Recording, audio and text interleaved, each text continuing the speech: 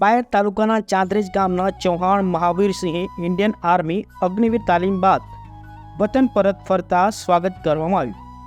અરવલ્લી જિલ્લાના બાયડ તાલુકાના ચાંદરેજ ગામના યુવાન ચૌહાણ મહાવીરસિંહ રાજેન્દ્રસિંહ ઇન્ડિયન આર્મીમાં અગ્નિવીર તાલીમ પૂર્ણ કરીને વતન ખાતે પરત ફરતા સમગ્ર ગ્રામજનો દ્વારા ભવ્ય સ્વાગત કરવામાં આવ્યું હતું.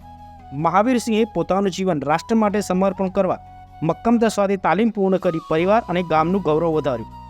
વતન ખાતે ભવ્ય સ્વાગતમાં લાગણીસભર દ્રશ્યો સર્જાયા હતા. ગામના અગ્રણી અને વકીલ અદયસિંહ ચૌહાણ, બાયડ ભાજપ સંગઠન માનસિંહ અને અન્ય મહાનુભાવો સ્વાગત રેલીમાં જોડાઈને ભારત માતા કી જય અને વંદે માતરમના નારાઓથી સમગ્ર વાતાવરણ દેશભક્તિમય બની ગયું હતું.